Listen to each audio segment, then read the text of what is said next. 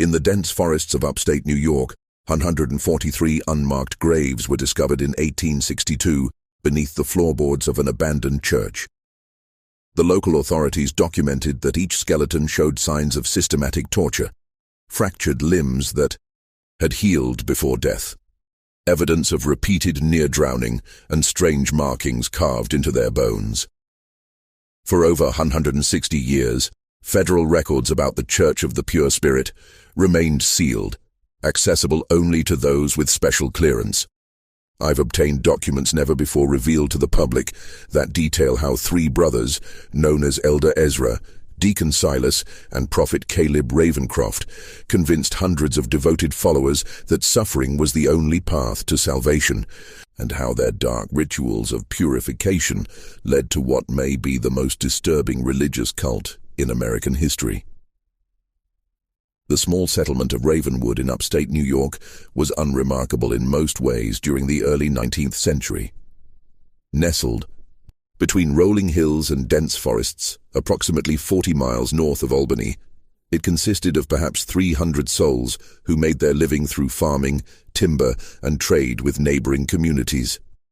The town had been founded in 1803 by settlers moving north from the Hudson Valley, seeking fertile land and new opportunities.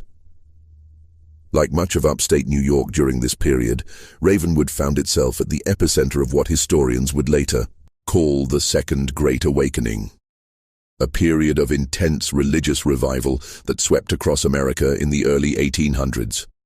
The region became known as the Burned-Over District, due to the fervor of religious movements that seemed to ignite and spread like wildfire across its communities. It was a time when new denominations were born, old faiths were questioned, and charismatic preachers could draw crowds numbering in the thousands to outdoor revival meetings. Into this spiritual tumult arrived the Ravencroft brothers in the summer of 1825. Elder Ezra, the eldest at 42, had the commanding presence of a man accustomed to being obeyed. His deep-set eyes, nearly black in certain light, seemed to peer into one's very soul when he spoke of divine matters. Deacon Silas, 39, was more scholarly in appearance, with wire-rimmed spectacles and slender fingers perpetually stained with ink from his continuous writing of religious texts. Prophet Caleb, the youngest at 35, possessed an unsettling quality that many found both attractive and disturbing.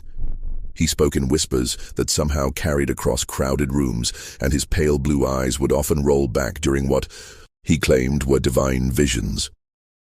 The brothers arrived with substantial means, purchasing a large tract of land on the outskirts of town, where they immediately began construction of what they called the Church of the Pure Spirit.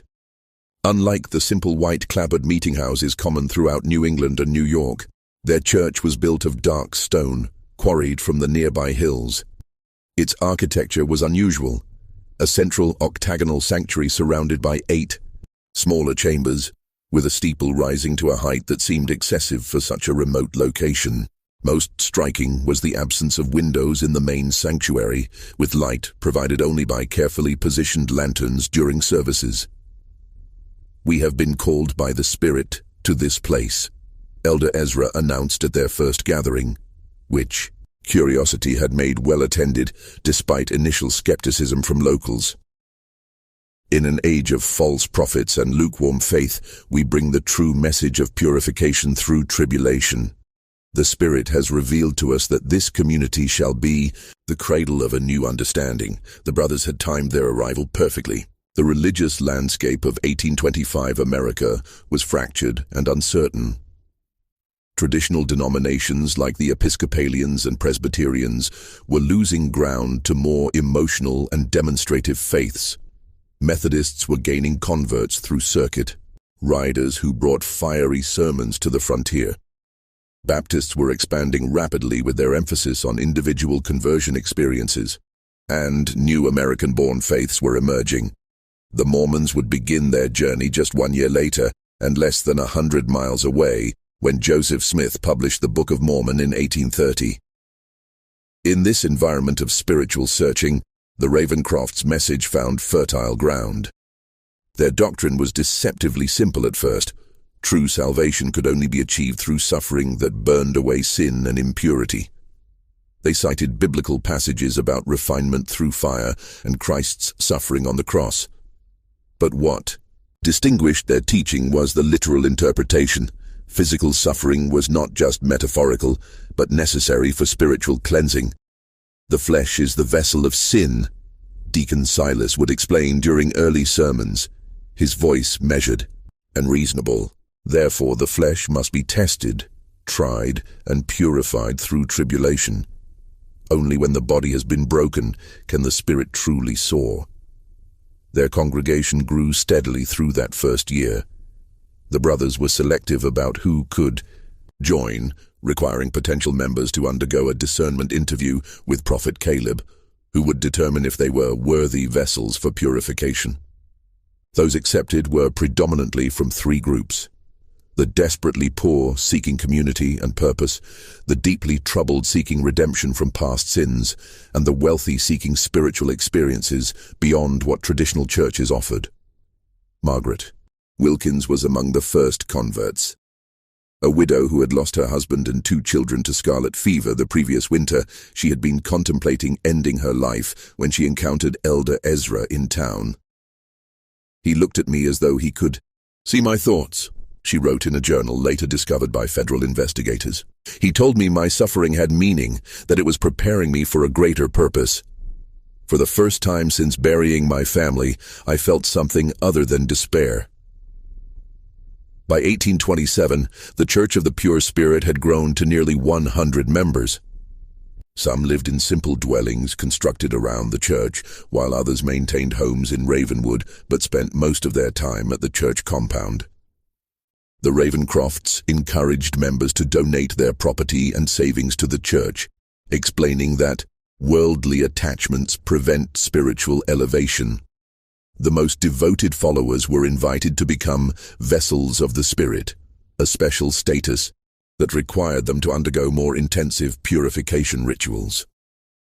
These early ceremonies were relatively mild compared to what would come later: extended fasting, night-long prayer vigils, and rituals involving ice-cold water that symbolized the drowning of the sinful self. What few outsiders realized was how methodically the Ravencrofts were escalating the intensity of these practices. Like the proverbial frog in slowly heating water, their followers were being conditioned to accept increasingly extreme forms of purification, without recognizing the dangerous path they were traveling. By 1829, when construction began on an extensive network of chambers beneath the church, the Ravencrofts had established complete control over their followers' lives, thoughts, and bodies. The stage was set for darkness to descend upon the Church of the Pure Spirit. As Prophet Caleb reportedly told his brothers in a private meeting documented years later, "The sheep have been gathered. Now begins the true work of the shepherd." The people of Ravenwood would soon discover that the Ravencroft brothers' definition of shepherd had little to do with protection and everything to do with sacrifice. The transformation of the Church of the Pure Spirit from an unusual but seemingly benign religious community to something far more sinister can be traced to a specific date: December 21st, 1829, the winter solstice, the longest night of the year. What occurred that night would later be referred to in secret church documents as the First Ascension, and would establish the pattern for the horrors that followed. The day began with an announcement from Elder Ezra that Prophet Caleb had received a profound vision during the night. The entire congregation was summoned to the church for what was described as a revelation of the next level of purification. As darkness fell and the temperature dropped below freezing, nearly 150 followers filled the windowless sanctuary, which was illuminated only by 12 large candles positioned at the points of an enormous pattern carved into the wooden floor, a spiral that wound inward toward a central platform. Thomas Hartford, a blacksmith who had joined the church 6 months earlier following the death of his wife, later escaped and provided testimony about what happened next. According to Hartford, Elder Ezra addressed the congregation with unusual intensity, his voice rising to a fever pitch as he described how their previous purification rituals had been merely preparation for the true cleansing. "Brothers and sisters," Elder Ezra proclaimed, "we have been patient shepherds, guiding you gently toward understanding. But the Spirit grows impatient with our progress. Tonight, Prophet Caleb has been shown the true path to salvation, and it requires greater courage than we have yet demanded." At this point, Prophet Caleb emerged from one of the side chambers. Witnesses described him as appearing transformed, his skin unnaturally pale, his movements jerky and uncoordinated, his eyes rolled back to show only whites. He began to speak in what he claimed was the tongue of angels, a series of guttural sounds and high-pitched wails that echoed through the sanctuary. After several minutes of this disturbing display, Prophet Caleb collapsed to the floor. When he rose again, he spoke in his normal voice, but with a cadence and authority that many found mesmerizing. He announced that the Spirit had selected 3 members of the congregation for the honor of first ascension: Sarah Pembroke, Michael Collins, and Rebecca Winters. He called out, "The Spirit has found you worthy of elevation." The 3 individuals, all relatively recent converts to the church, were led to the central platform by Deacon Silas. What followed was described by Hartford as a ceremony unlike anything I believed possible among civilized people. Each of the 3 was stripped to their undergarments despite the winter cold. They were then bound to wooden frames that had been constructed in the shape of inverted crosses. Elder Ezra explained to the congregation that inverting the sacred symbol was not blasphemy, but rather represented the necessary reversal of fortune, from pride to humility, from comfort to suffering, from life to death to rebirth. For the next several hours, the Ravencroft brothers subjected the 3 chosen ones to a series of torments they called the 7 trials of purification. First came the trial of air, in which wet cloths were placed over their faces while water was slowly poured over them, creating the sensation of drowning. Then came the trial of earth, where soil from the church grounds was packed around their bodies up to their necks, effectively burying them alive for short periods. The trial of fire involved heated metal implements pressed briefly against their skin, leaving burn marks in specific patterns. The trial of water saw them repeatedly submerged in ice-cold water until they lost consciousness, then revived. Hartford's testimony becomes fragmented when describing the final 3 trials, as he admitted to having vomited and nearly fainted during the proceedings. What is clear from multiple accounts is that throughout these tortures, the 3 victims were encouraged to embrace their suffering as divine blessing. Whenever they screamed in pain, the congregation was instructed to chant, "Through suffering comes purity. Through purity comes elevation." Most disturbing was the congregation's response. Hartford reported that while some members wept quietly or looked away, many appeared entranced, watching with expressions of reverence or ecstasy. The Ravencrofts had spent years conditioning their followers to associate pain with spiritual advancement, and now that conditioning bore its terrible fruit.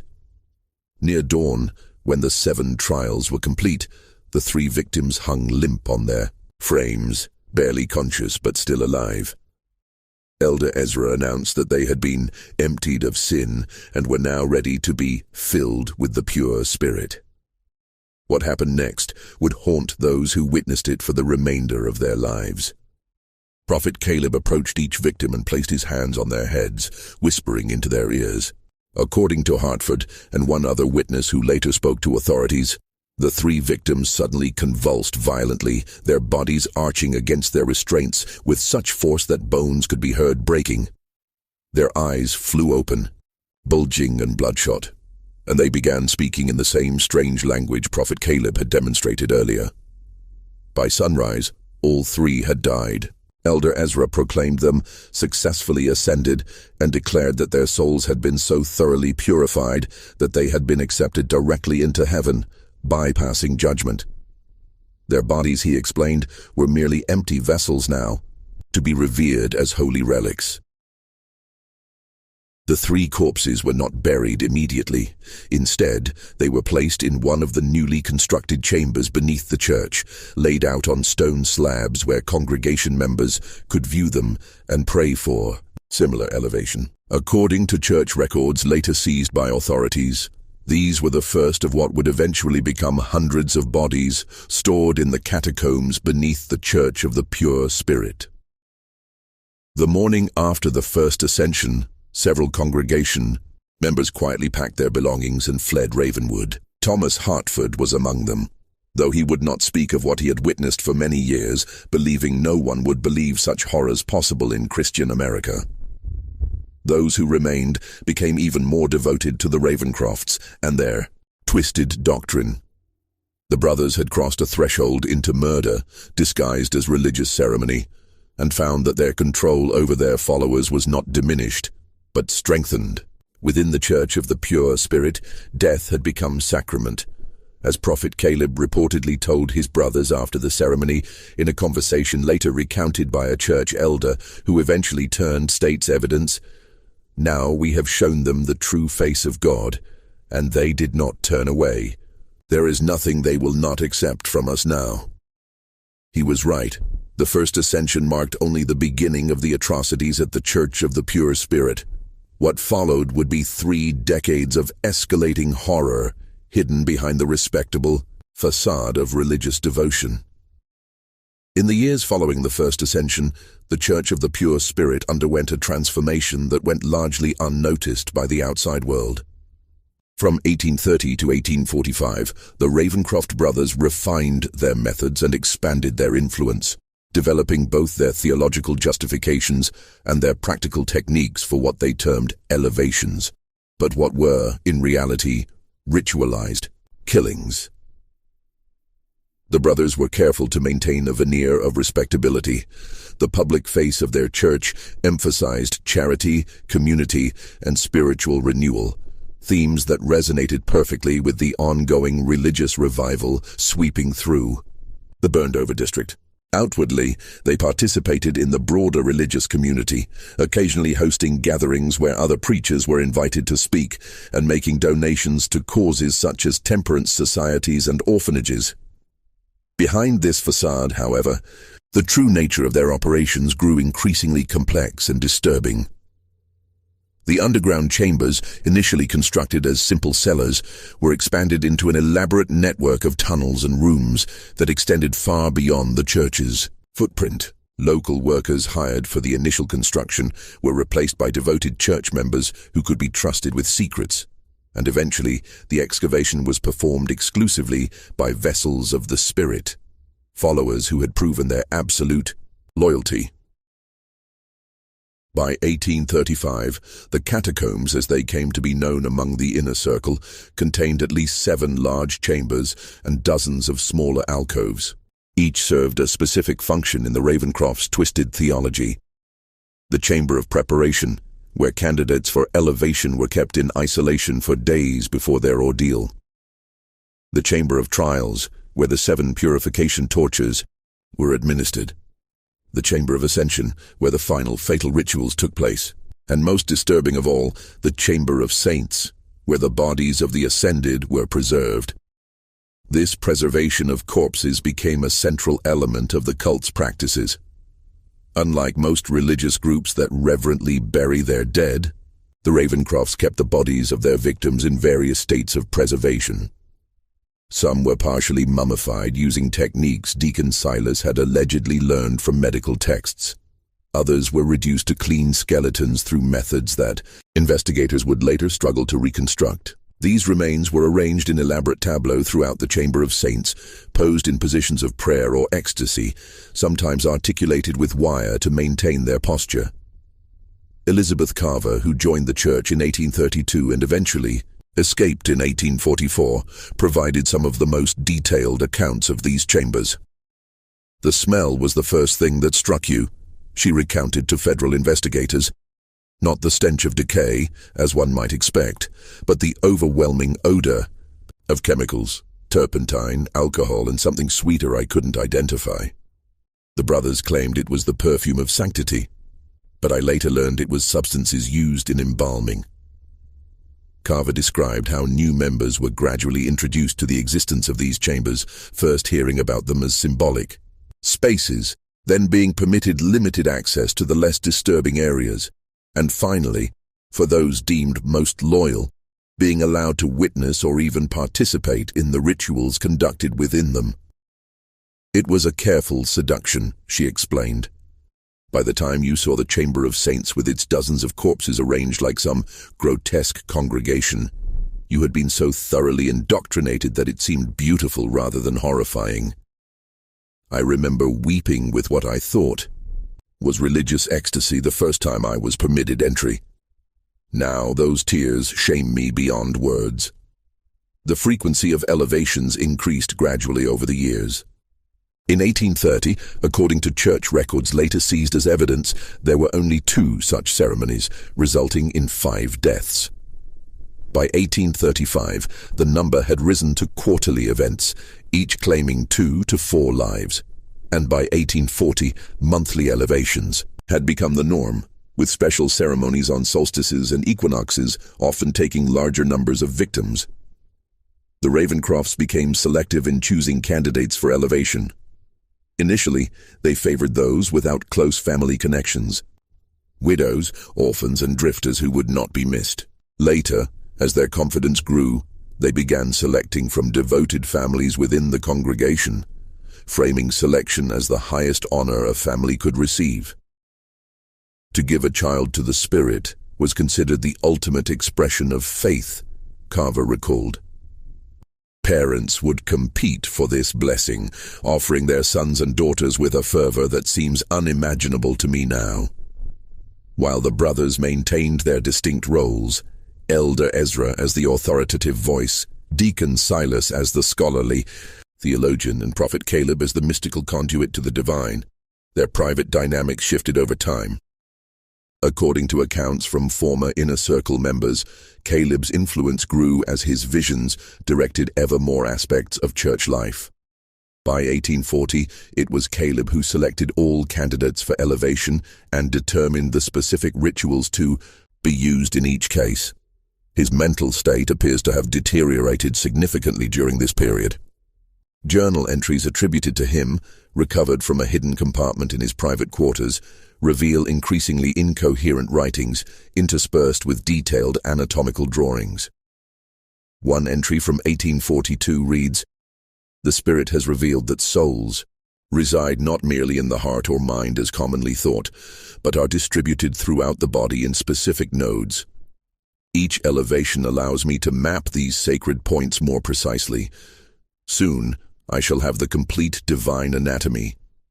As the church's membership grew to nearly 300 by 1845, the Ravencrofts faced the practical challenge of disposing of evidence from their increasing number of elevations. This led to one of their most macabre innovations, the selling of human remains to medical schools. In the mid-19th century, medical colleges struggled to obtain cadavers for anatomical study. Legal sources were limited primarily to executed criminals, leaving an insufficient supply for teaching purposes. This created a black market for bodies, with resurrection men illegally exhuming the recently buried or claiming unclaimed bodies from poorhouses. Deacon Silas, whose scholarly pursuits had given him connections in academic circles, established relationships with agents who supplied medical schools in Albany, New York City, and as far away as Philadelphia.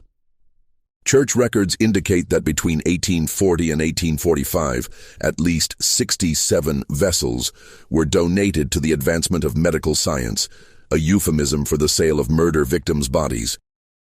This commercial aspect served multiple purposes for the Ravencrofts. It disposed of evidence, generated significant income for the church, and provided Deacon Silas with access to medical knowledge that he incorporated into the cult's practices. From these transactions, he learned improved preservation techniques and more efficient methods of causing pain without leaving external marks, knowledge that would make the church's later atrocities even more sophisticated. By 1845, The Church of the Pure Spirit had evolved from a fringe religious group into something unprecedented. A self-sustaining system of indoctrination, ritual murder, and profit disguised as spiritual advancement. The brothers had created what one federal investigator would later call a perfect machine for evil, operating in plain sight under the protection of religious freedom. Yet despite their careful management of appearances, rumors began to spread. The sheer number of people who had joined the church only to disappear from public life raised questions. Former members who had fled rarely spoke openly about their experiences, fearing either disbelief or retaliation. But their haunted expressions and reluctance to discuss their time with the Ravencrofts fueled local suspicions. It was these growing murmurs, combined with an unexpected discovery by a postal inspector investigating financial irregularities, that would eventually draw official attention to the quiet horror unfolding in Ravenwood. But that reckoning still lay years in the future. For now, the Church of the Pure Spirit continued its dark work, its true nature hidden beneath layers of religious respectability and the fervent devotion of followers who had been taught to see murder as the highest form of worship. Before we continue with the story of the Church of the Pure Spirit, if you're enjoying this dark tale of religious horror in America's past, make sure to subscribe to our channel and leave a comment telling us what state or city you're listening from. Your support helps us bring more of these forgotten historical nightmares to light. Now, let's return to the twisted world of the Ravencroft brothers. The public face of the Church of the Pure Spirit reached its zenith during the late 1840s. To the outside world, the Ravencroft brothers appeared to be successful religious leaders riding the wave of the Second Great Awakening. Their compound had expanded to include not only the main church building and underground chambers, but also dormitories for single members, modest homes for families, workshops where church goods were produced, and even a small school for the children of followers. Visitors to Ravenwood often commented on the prosperity and orderliness of the church community. The Ravencrofts were particularly careful about who they allowed onto their property, generally limiting access to potential converts who had been carefully vetted or to respected community figures they wished to impress. During these sanctioned visits, what outsiders saw was the industrious religious community where members worked together, prayed together, and supported one another. What remained invisible was the web of psychological control, the nighttime rituals in the underground chambers, and the steadily increasing number of elevations. Also hidden was the growing wealth of the Ravencroft brothers, amassed through donations from followers, the sale of human remains to medical schools, and various businesses operated under church auspices, but primarily benefiting the brothers. The first significant thread that would eventually unravel their carefully constructed facade appeared in 1847, when James Thornhill, a postal inspector investigating financial irregularities in several upstate New York communities, noticed unusual patterns in banking transactions connected to the Church of the Pure Spirit. Large sums deposited at irregular intervals, always in cash, Thornhill noted in his official report. Amounts consistent with institutional deposits rather than individual banking. Transfers to medical colleges in Albany, Philadelphia, and Baltimore with vague notations regarding research donations. Thornhill's investigation might have remained focused solely on potential financial improprieties had he not encountered Martha Simmons, a former church member who had fled the community after witnessing her sister's elevation in 1846. Initially reluctant to speak about her experiences, Simmons eventually provided Thornhill with the first official testimony about the true nature of the Ravencrofts' activities. She spoke of rituals involving torture, of bodies kept in underground chambers, of children being selected for special blessings and never seen again, Thornhill wrote. Claims so outlandish that I would have dismissed them as the ravings of a disturbed mind had they not aligned so perfectly with the financial irregularities I'd already documented. Thornhill brought his concerns to his superiors, but the response was tepid at best. Religious freedom was strongly protected, and accusations against a church required extraordinary evidence. Without permission to pursue an official investigation, Thornhill continued gathering information privately, creating a network of contacts around Ravenwood who could report on the church's activities. One such contact was Dr. William Garrett, a physician in Albany who had grown suspicious about the condition of cadavers he examined that allegedly came from the Church of the Pure Spirit. Standard practice was to receive bodies of the deceased who had donated their remains to medical science, Garrett later testified. But these specimens showed signs of systematic ante-mortem trauma, injuries sustained before death that had partially healed. And the manner of death itself was consistent across multiple bodies, evidence of asphyxiation combined with extreme physical stress. In 1850, Garrett secretly reached out to Thornhill, providing detailed medical reports on 7 bodies he had examined. These documents provided the first scientific evidence that something sinister was occurring at the Church of the Pure Spirit. Still, authorities remained reluctant to act against a religious organization without irrefutable proof of criminal activity. The breakthrough came from an unexpected source. In the spring of 1851, Prophet Caleb Ravencroft's mental state, which had been deteriorating for years, reached a crisis point. According to accounts from church members who later testified, he began experiencing violent episodes where he would rave about spirits emerging from the walls and the divine anatomy becoming visible in the air. During church services, his prophetic utterances became increasingly bizarre and frightening, even to the most devoted followers. Elder Ezra and Deacon Silas attempted to manage the situation by limiting Prophet Caleb's public appearances, explaining his absences as periods of intense communion with the Spirit. In private, however, they confined him to a specially constructed room in the furthest reaches of the underground chambers, where his screams would not be heard above ground.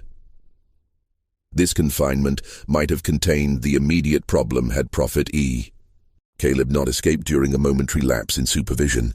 On the night of June 17, 1851, he somehow freed himself from his restraints and made his way through the catacombs to emerge in the woods beyond the church property. What followed was described in the Albany Evening Journal as a scene of public madness unprecedented in the region's history. Naked and covered in self-inflicted wounds, Prophet Caleb appeared in Ravenwood's town square during a community gathering celebrating the summer planting. Before a crowd of horrified onlookers, he proclaimed himself the living vessel of the Pure Spirit, and began describing in explicit detail the rituals conducted beneath the church. "The blood of the purified strengthens our connection to the divine," he reportedly shouted. 217 vessels have been emptied, and the Spirit has filled me with their essence. The chambers beneath hold the sacred remains of the elevated, and soon all of you shall join them in glorious suffering. Local authorities detained Prophet Caleb, initially believing him to be simply a dangerous lunatic. When he identified himself as one of the Ravencroft brothers, however, his ravings took on new significance. Thornhill, who had cultivated relationships with several local officials, was notified immediately. He arrived in Ravenwood the following day to interview Prophet Caleb.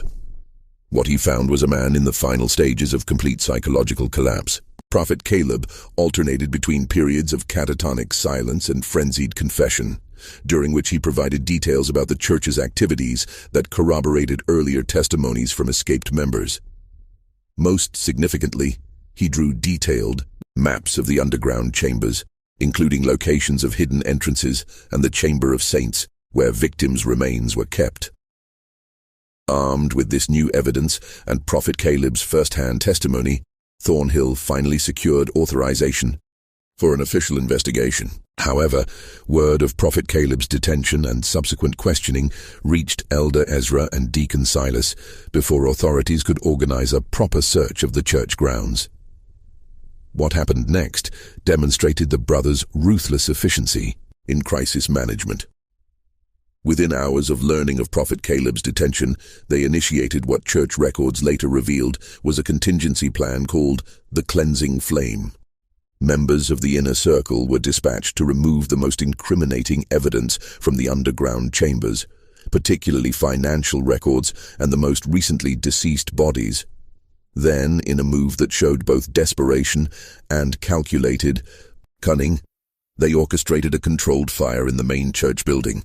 The fire was carefully set to destroy specific areas while leaving others intact, creating the appearance of a tragic accident rather than deliberate destruction of evidence. By the time authorities arrived with a search warrant on June 19, 1851, they found the church building partially burned and the congregation engaged in recovery efforts. Elder Ezra greeted officials with apparent cooperation, expressing shock at his brother's mental breakdown and offering full access to the property. "It seems God has tested us doubly," he reportedly told investigators. "First with the affliction of my beloved brother's mind, and now with this terrible fire. But we shall rebuild, as faith must always rise from ashes." The investigation that followed was hampered not only by the fire damage, but by the brothers' meticulous preparation. The entrance to the main tunnel system had been collapsed in the fire, making access difficult. When excavation finally revealed the underground chambers, investigators found them partially flooded, a result of deliberately diverted water from a nearby stream. Many rooms had been emptied of their contents, with evidence of hasty removal. Nevertheless, enough remained to confirm the most disturbing aspects of Prophet Caleb's confession. In chambers that had escaped both fire and flooding, investigators discovered specialized restraints, tools modified for torture, and chemical compounds used in embalming. Most damning was the Chamber of Saints, where despite efforts to remove evidence, dozens of human remains were found in various states of preservation. "The scene defies adequate description," wrote federal investigator Daniel Blackwood in his official report. "Skeletal remains arranged in poses of supplication. Partially preserved corpses seated as though participating in some macabre congregation. And most disturbing, small chambers containing the remains of children, positioned as though at play but bearing clear evidence of violent deaths." The discovery shocked even hardened investigators. Newspaper accounts, though heavily censored due to Victorian sensibilities, conveyed enough details to create widespread horror. The Albany Evening Journal's headline on June 25, 1851 read simply, "House of Worship Revealed as Charnel House. Brothers accused of unspeakable acts in the name of religion." As authorities worked to identify the remains and determine the full extent of the Ravencrofts' crimes, Elder Ezra and Deacon Silas maintained their innocence. They claimed that Prophet Caleb had conducted his activities in secret, without their knowledge or approval, and expressed shock and dismay at the discoveries. Given their careful compartmentalization of church operations, this defense might have carried some weight had it not been for one final, damning piece of evidence. In a hidden compartment beneath Deacon Silas's personal quarters, investigators discovered a leather-bound ledger documenting every elevation from 1829 to 1851. The book, written in Deacon Silas's distinctive handwriting, contained names, dates, descriptions of methods used, and notations regarding the disposition of remains, including those sold to medical institutions. Most incriminating were entries specifically attributing direction and participation to all three brothers, with special mention of Elder Ezra's role in selecting candidates for elevation. This ledger, combined with testimony from former members and Prophet Caleb's confession, provided overwhelming evidence of the brothers' guilt. On July 3, 1851, Elder Ezra and Deacon Silas Ravencroft were arrested on multiple charges of murder, fraud, and desecration of human remains. The case against the Ravencroft brothers would become one of the most sensational trials of the mid-19th century. Though much of the most disturbing evidence was kept from public view by authorities concerned about its potential impact on public morality and religious sensibilities, the investigation continued to uncover new horrors, expanding well beyond the events at the church itself, to include the brothers' earlier activities and the full network of their operations. But even as the legal process moved forward, the darkest secrets of the Church of the Pure Spirit remained hidden, awaiting discovery by those who would continue to investigate long after the Ravencrofts had faced justice. as the investigation into the Church of the Pure Spirit deepened through the summer of 1851, authorities found themselves confronting a criminal enterprise far more extensive than initially believed. The Ravencroft brothers had created not merely a cult with aberrant practices, but an intricate system that extended tendrils into multiple aspects of American society: religious, medical, and financial. Elder Ezra and Deacon Silas remained in custody awaiting trial, while Prophet Caleb had been committed to the state lunatic asylum at Utica, deemed too mentally unstable to stand trial. Their followers, meanwhile, had scattered, some fleeing to avoid prosecution, others remaining in Ravenwood in a state of shock and disbelief, their entire worldview shattered by the revelations. Federal investigator Daniel Blackwood, assigned to lead the case, established a temporary office in Ravenwood to coordinate the sprawling investigation. As he pieced together evidence from church records, witness testimonies, and forensic examinations, a disturbing timeline emerged that stretched back even before the brothers' arrival in upstate New York. The Ravencrofts did not begin their crimes in Ravenwood, Blackwood wrote in a confidential report to his superiors in Washington. Evidence suggests similar activities in at least 3 previous locations, dating back to 1817. In each case, they established a religious community, gathered vulnerable followers, and departed before authorities became suspicious. What distinguishes Ravenwood is not the nature of their activities, but their duration and scale.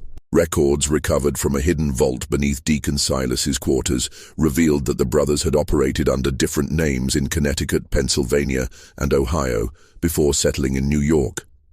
In each location, they had refined their methods, learning from mistakes and developing the theological framework that would eventually become the doctrine of the Church of the Pure Spirit. Most disturbing was evidence suggesting the brothers had not acted entirely alone. Correspondence between Deacon Silas and individuals at several medical colleges indicated knowledge, if not explicit awareness, of the illicit source of the specimens being provided. One letter from a prominent Philadelphia anatomist, dated d. 1844, praised the exceptional quality and unique preparation of bodies received from the church, noting that the subjects show evidence of systematic anatomical study prior to death, as though the bodies were prepared for our work while still living. This revelation opened a new and horrifying dimension to the case. The Ravencrofts had not merely been killing their followers in the name of religious purification. They had been conducting systematic experiments on living subjects, documenting their findings, and selling both the bodies and their research to medical institutions. The brothers appear to have been conducting a form of primitive physiological research. Dr. Samuel Prescott of the Albany Medical College stated in his expert testimony to investigators, "The patterns of injury, the methods of preserving tissue, and the detailed anatomical notes suggest an attempt to study human responses to various stimuli, particularly pain and its effects on the body's systems." In August 1851, the investigation took an unexpected turn when a respected physician from Boston came forward with information that transformed understanding of the case. Dr. Jonathan Crane had been a student at Harvard Medical School in the 1820s, where he had briefly encountered a visiting lecturer named Simon Ravingwood, who presented controversial theories about pain responses and religious ecstasy. "I remember being disturbed by his methods and conclusions," Dr. Crane testified. He described experiments that seemed unethical even by the standards of that time, and spoke of pain as a gateway to transcendent experience. I had dismissed him as a medical eccentric, but seeing the newspaper accounts of the Ravencroft case, I recognized not only the theories, but the man himself from the published sketches. Simon Ravingwood and Silas Ravencroft are undoubtedly the same person. This connection suggested that the religious doctrine of the Church of the Pure Spirit had not been merely a means of controlling followers or justifying murder, but rather that the religious framework had been constructed specifically to facilitate systematic human experimentation. The brothers had created a belief system that not only permitted but sanctified the very acts that served their research. As investigators followed this new line of inquiry, They discovered a hidden room beneath Deacon Silas's quarters that contained hundreds of notebooks filled with detailed anatomical drawings, experimental protocols, and observations. The journals documented a grotesque research program spanning decades, with entries becoming increasingly scientific and less religious in their language as time progressed. Subject 157 maintained consciousness for 47 minutes after removal of redacted. Read one particularly disturbing entry from 1848. Heart continued functioning for 12 minutes beyond loss of consciousness. Vocalization patterns consistent with previous trials. Blood loss measured at approximately 1.7 liters. Results support hypotheses regarding sustainability of vital functions under extreme conditions. When this evidence was presented to Elder Ezra during interrogation, his facade of religious devotion finally cracked. According to transcripts of the interview, he laughed for nearly a minute before speaking. "You understand nothing," he reportedly told Blackwood. "The spirit has many names. Some call it God, others science. We merely sought knowledge that others were too weak to pursue. The elevation of our followers was genuine. They contributed to understanding that will benefit mankind for generations. Their suffering had purpose. Their deaths had meaning." The discovery of the brothers' true motives sent shockwaves through the medical establishment. Several prominent physicians and medical schools that had received specimens or research from the Ravencrofts found themselves under scrutiny, forcing a broader conversation about ethical standards in medical research and education. Meanwhile, as autumn approached, investigators continued the grim work of excavating the church grounds.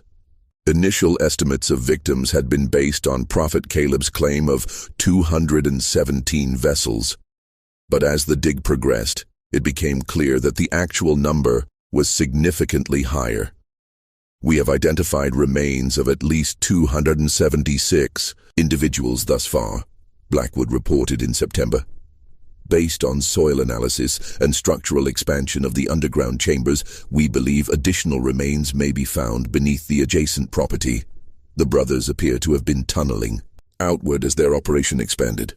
The investigation was further complicated by the discovery of correspondence suggesting that not all of the victims had been willing members of the church. Letters between Elder Ezra and various associates in nearby towns indicated a system for identifying and acquiring suitable subjects, predominantly travelers, immigrants, and others who would not be immediately missed. The red-haired Irishman who passed through last Thursday would make an excellent vessel. Read one such letter from a church member in a neighboring community. "No family, seeking work, strong constitution. I have directed him to Ravenwood with promise of employment at the mill. Expect his arrival by Saturday next." This evidence transformed understanding of the case from one of religious extremism, preying on willing followers, to something closer to organized abduction and murder for both profit and pseudoscientific research. The implications were disturbing not only for the scale of the brothers' crimes, but for the suggestion of a wider network of complicity. Just when we thought we'd seen it all, the horror in Ravenwood intensifies. If this story is giving you chills, share this video with a friend who loves dark mysteries. Hit that like button to support our content, and don't forget to subscribe to never miss stories like this. Let's discover together what happens next. The breakthrough that would ultimately reveal the full extent of the Ravencrofts' operation came in October 1851, when investigators located Samuel Parsons, who had served as the church's accountant from 1835 to 1849 before being replaced by a newer member. Living under an assumed name in western Massachusetts, Parsons had fled the church after discovering the true purpose of certain financial transactions. "I believed I was managing donations and legitimate business interests," Parsons testified, after being granted immunity. "When I discovered entries for specimen preparation and research grants that corresponded with disappearances among the congregation, I began keeping private records. When Elder Ezra discovered my separate ledger, I was scheduled for special prayer counseling, a term I had learned meant selection for elevation. I fled that night with only the clothes on my back. Parsons provided investigators with detailed financial information from memory, including names of medical institutions that had paid for bodies and research, wealthy patrons who had funded the brothers' work, believing it to be legitimate scientific inquiry, and church members who had assisted in various aspects of the operation. Most significantly, he revealed the existence of a second facility located nearly 40 miles from Ravenwood, a remote farmhouse that the brothers had purchased through an intermediary in 1840. According to Parsons, this location was used for special research that was kept separate even from the inner circle of the church. Elder Ezra called it the garden, Parsons recalled. Only he, Deacon Silas, and 2 trusted assistants ever went there. Supplies were delivered monthly: medical equipment, chemicals, specialized restraints, and occasionally selected subjects would be transported there, always at night. None ever returned. When authorities located and searched the farmhouse, what they discovered exceeded even the horrors found beneath the church. The building had been converted into a sophisticated research facility with rooms designed for different types of experiments. Detailed records indicated that this location had been used primarily for long-term studies. Subjects kept alive for weeks or months while various procedures were performed and documented.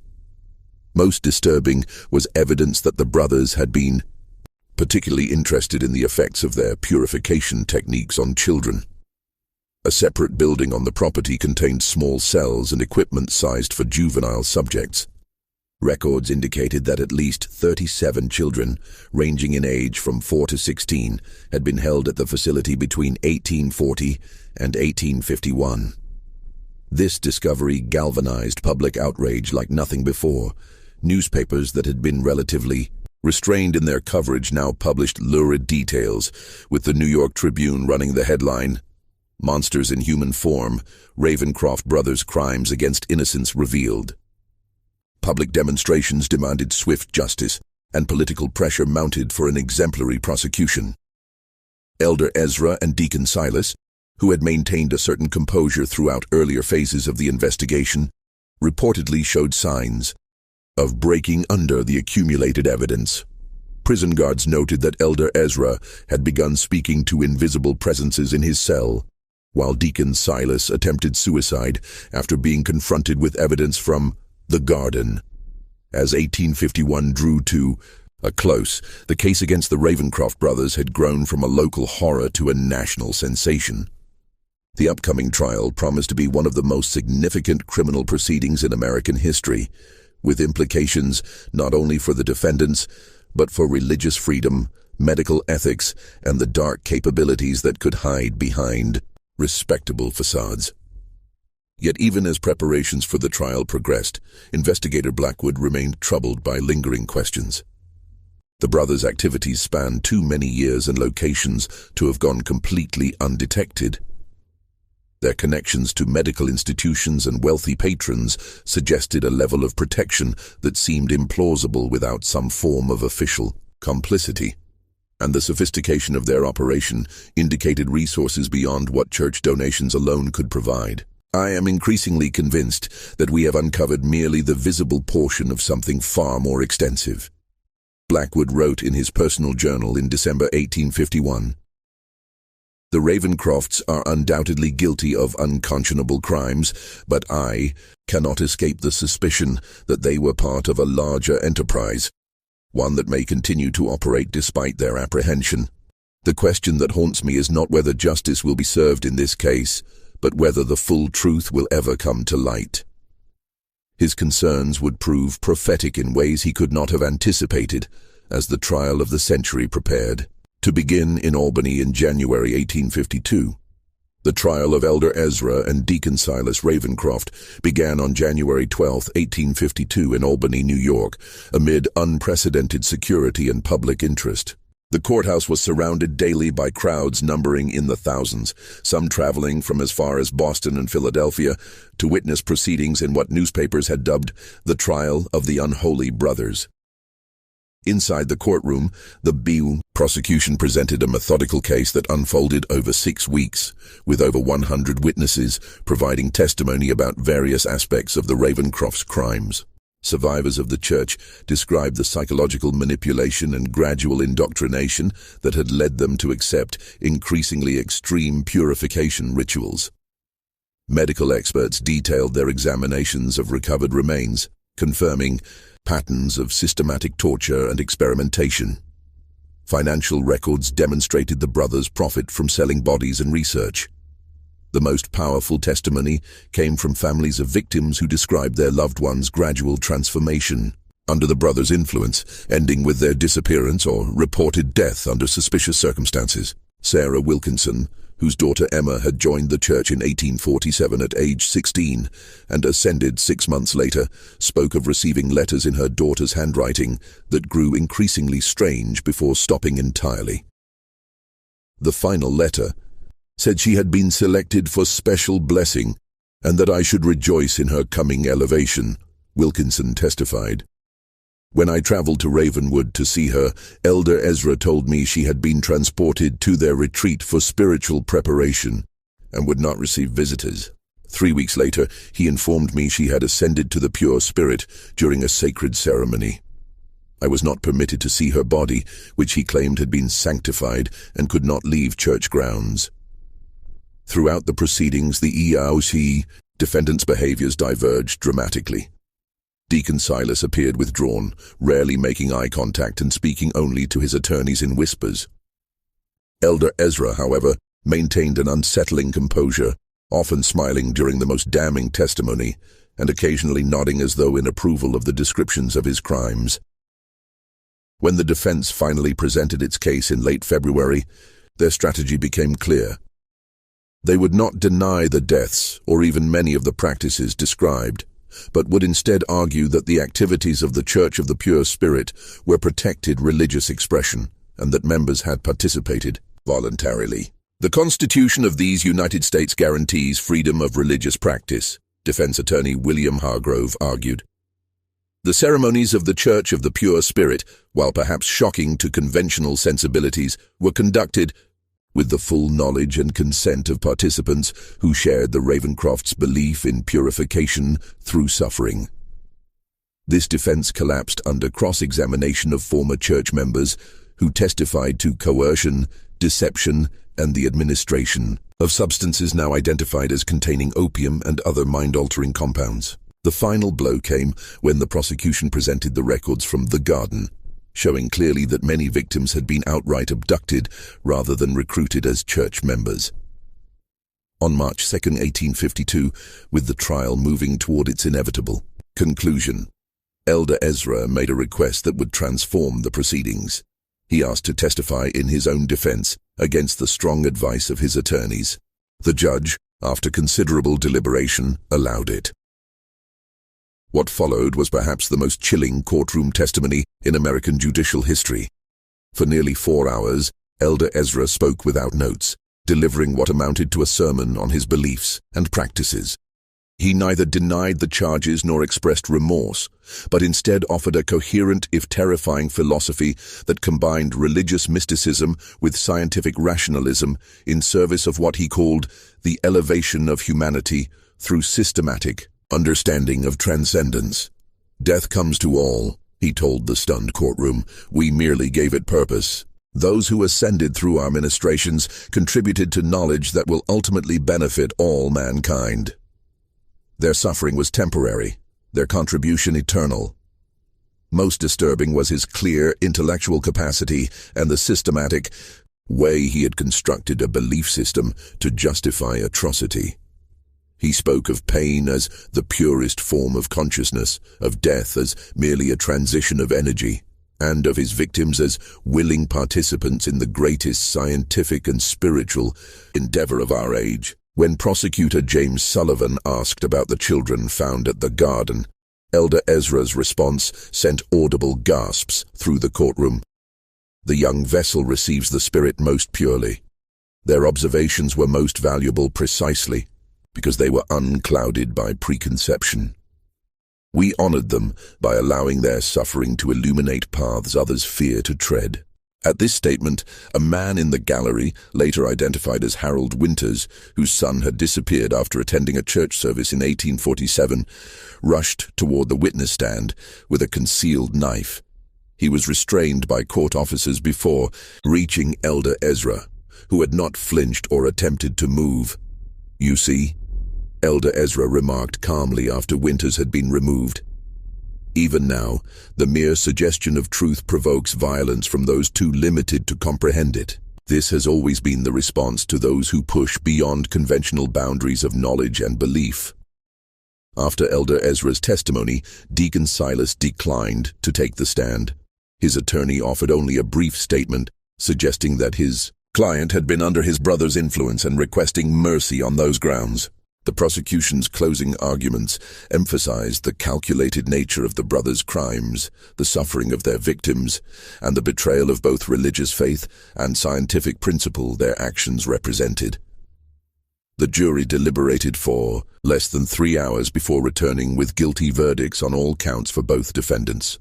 On March 10, 1852, Judge William Blackwood sentenced the Ravencroft brothers to death by hanging, declaring their crimes an offense against God, humanity, and the moral foundation upon which civilized society rests. The execution was scheduled for April 15th, but events would take an unexpected turn in the intervening weeks. Prophet Caleb, who had been confined to the asylum at Utica, died under mysterious circumstances on March 20th. Official reports stated he had succumbed to nervous exhaustion, but rumors suggested either suicide or murder by attendants who had learned of his connection to the notorious case.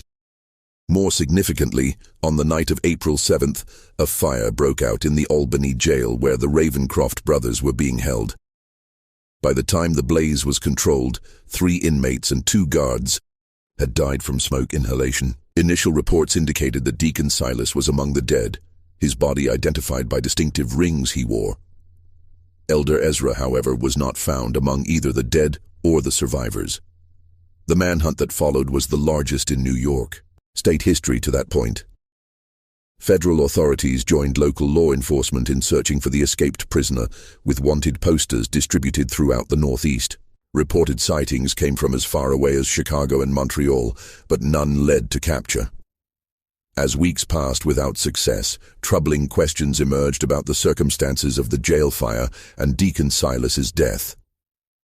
The official identification had been made hastily, based primarily on personal effects, rather than clear recognition of the badly burned body. Some investigators, including Blackwood, questioned whether either brother had actually died in the fire. The timing and nature of the incident suggests planning and outside assistance, Blackwood wrote in a confidential report. The possibility must be considered that both brothers escaped, with one corpse misidentified as Deacon Silas, while another prisoner remains unaccounted for in the confusion. This theory gained credibility when investigators discovered that a substantial sum, nearly $30,000, had been withdrawn from a bank account connected to the church just 2 days before the fire by an individual matching the description of Jacob Thornton, one of the brothers' most devoted followers who had disappeared after their arrest. The most disturbing development came in June 1852, when a physician in Baltimore was found murdered in his home under bizarre circumstances. Dr. Edward Mitchell had been one of the medical professionals implicated in receiving specimens from the Church of the Pure Spirit, though he had cooperated with authorities and avoided prosecution. His body was discovered positioned in a manner identical to the elevated victims from the church, with a note pinned to his chest reading simply, "The Spirit sees all who betray its work." This killing, followed by similar murders of 2 other physicians with connections to the case over the next year, suggested that the brothers, or their followers, were systematically eliminating those who had assisted the investigation. Each victim was found arranged in the same ritual posture, each with a similar note, creating a wave of fear among those who had been involved in the case. By 1854, the active investigation had been scaled back, with Elder Ezra presumed to have fled the country. Occasional reports of religious groups with practices reminiscent of the Church of the Pure Spirit emerged from places as distant as New Orleans St. Louis and San Francisco, but none led to the recapture of the infamous preacher. Blackwood, who had been reassigned to other cases but continued to investigate the Ravencrofts privately, became convinced that Elder Ezra had not merely escaped, but had reconstituted his operation in some new location, perhaps with the assistance of a network of followers more extensive than initially believed. The Ravencroft case represents not the end of a criminal enterprise, but merely its exposure, he wrote in his final report before retiring in 1860. The combination of religious fervor, scientific curiosity without moral constraint, and the promise of transcendent knowledge creates a powerful allure that did not die with our prosecution of two of its practitioners. I fear we have merely driven this darkness further into the shadows, where it continues its work beyond our sight. His assessment would prove prophetic. In the decades that followed, scattered reports would emerge of religious groups with striking similarities to the Church of the Pure Spirit, appearing briefly before disappearing again, often leaving unexplained disappearances in their wake. None were directly linked to Elder Ezra Ravencroft, yet the pattern suggested his influence lived on. The most significant such incident occurred in 1862, a decade after the original case, when a small church calling itself the Sanctuary of Divine Understanding was discovered abandoned near the Massachusetts-Vermont border. Local authorities, investigating reports of strange noises and lights, found an empty building with a hidden cellar containing evidence of recent ritual activities consistent with the Ravencrofts' practices. Most disturbing was a journal recovered from the site, written in handwriting experts would later confirm matched Elder Ezra's known script. The final entry, dated just 3 days before the discovery, read, "The work continues as it must. Each vessel contributes to understanding. Each elevation brings the final revelation closer. 100 years from now, when the full truth emerges, all will recognize our sacrifice as the foundation of a new age of understanding. The Spirit is patient. So too must be its servants." Whether this represented Elder Ezra's final testament or merely another disappearance before resurfacing elsewhere remains unknown. No confirmed sighting of him was ever recorded after the Albany jail fire, leaving his ultimate fate as one of the great unsolved mysteries of American criminal history. The official investigation into the Church of the Pure Spirit and the Ravencroft brothers formally concluded in 1862 with the discovery of the abandoned Sanctuary of Divine Understanding and the journal attributed to Elder Ezra. Federal authorities, stretched thin by the demands of the Civil War, classified the case as resolved despite the lack of certainty regarding Elder Ezra's fate. The physical evidence from both Ravenwood and the subsequent sites linked to the brothers was consolidated in a special archive within the Department of Justice, accessible only to officials with specific authorization. This collection, including journals, ritual implements, financial records, and anatomical drawings, remained largely unexamined for decades, a testament to the government's discomfort with the brothers' legacy. In the communities affected by the Ravencrofts, the process of healing and reconciliation proceeded slowly. Ravenwood itself never fully recovered from its association with the notorious case. The church property was seized by the state, the buildings demolished, and the land left vacant. Many residents relocated rather than live with the stigma of connection to what newspapers had called the American House of Horror. Those who had lost family members to the brothers' elevations formed a support society that eventually expanded to include survivors of similar experiences elsewhere. This group, initially called the Assembly of Reconciliation and later known simply as the Assembly, dedicated itself to identifying and exposing religious practices that crossed the line into exploitation or abuse.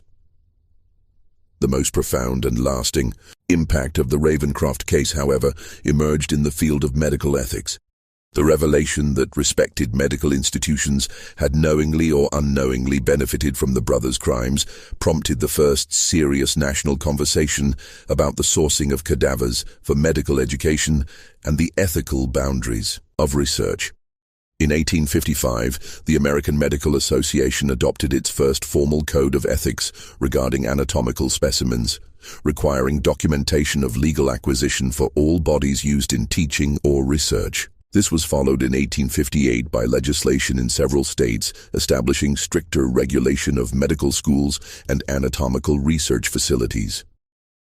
Dr. William Harrison, who had been instrumental in bringing the Ravencrofts' connections to medical institutions to light, became a leading advocate for ethical reform.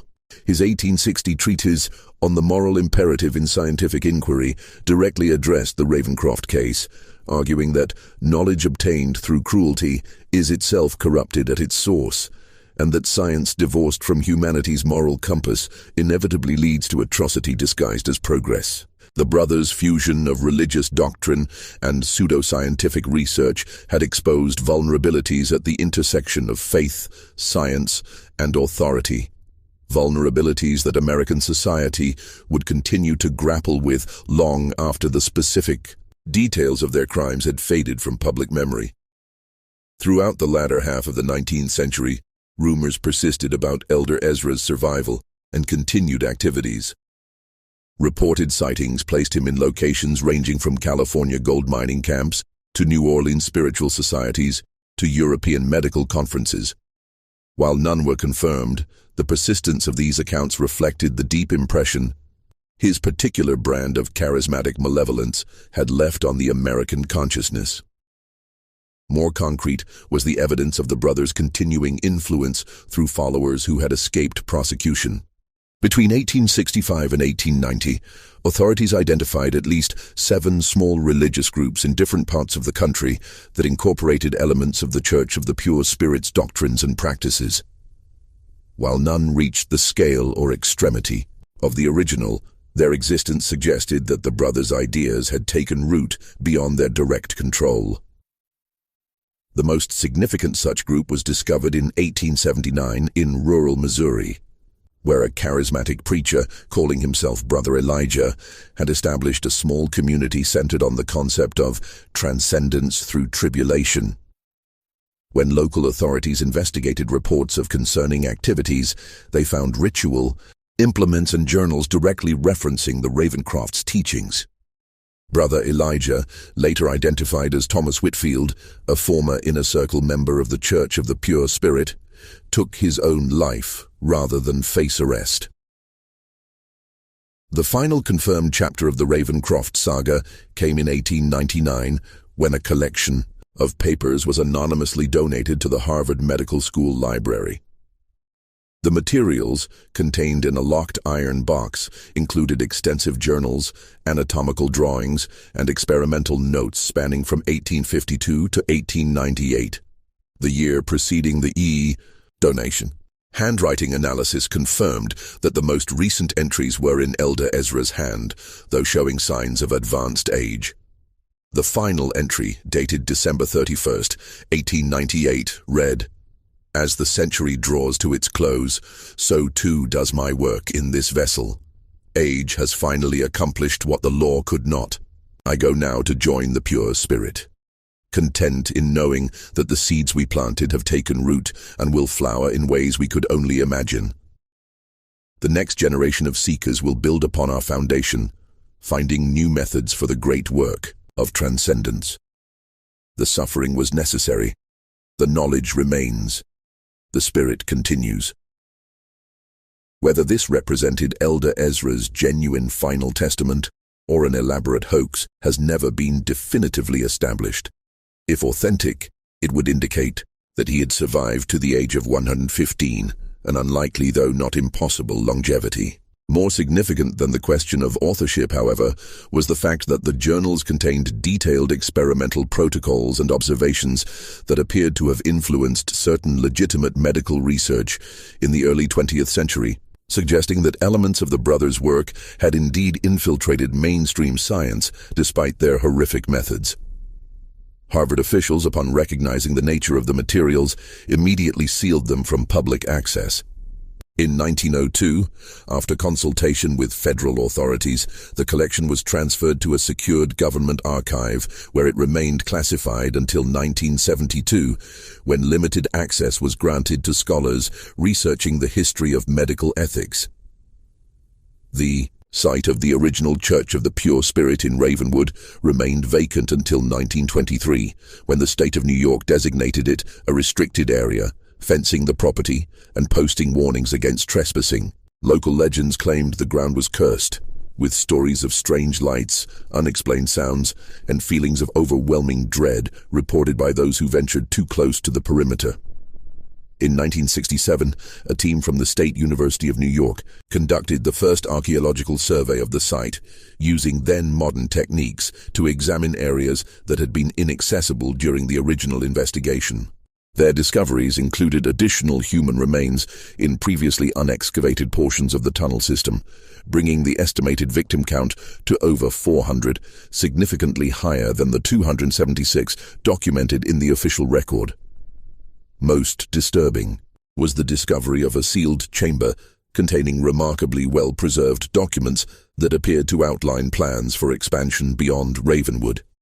These materials suggested that the Church of the Pure Spirit had been intended as merely the first node in a network of similar operations throughout the United States and potentially abroad, a vision that Elder Ezra may have continued pursuing after his escape.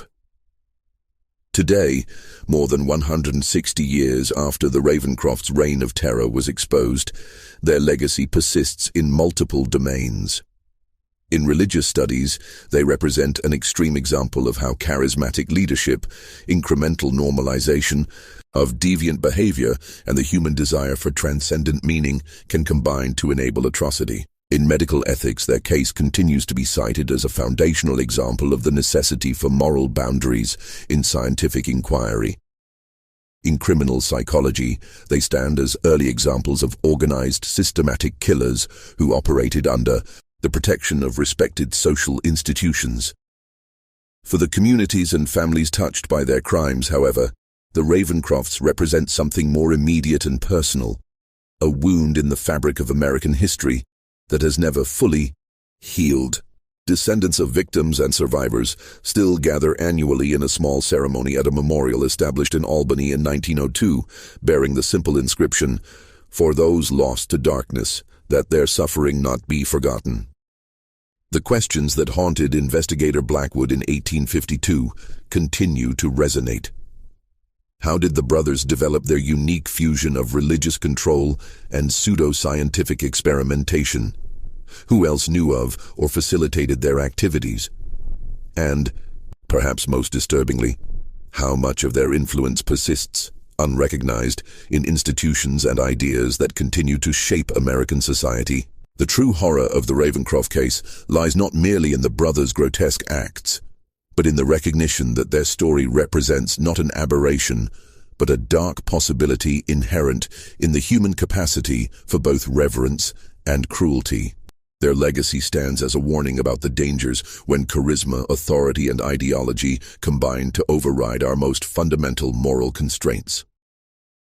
In the dense forests of upstate New York, the land where the Church of the Pure Spirit once stood remains empty, the earth still scarred by foundations that no amount of time seems able to completely erase. Local residents say that even now, on particularly still nights, the area is marked by an unnatural silence, as though something in that soil continues to absorb sound, light, and warmth, hungry for the human suffering that once fed it so abundantly. This mystery shows us how thin the veneer of civilization can be when authority figures twist faith and science to serve their darkest impulses. What do you think of this story? Do you believe everything was revealed? Leave your comment below. If you enjoyed this tale and want more horror stories like this, subscribe, hit the notification bell, and share with someone who loves mysteries. See you in the next video.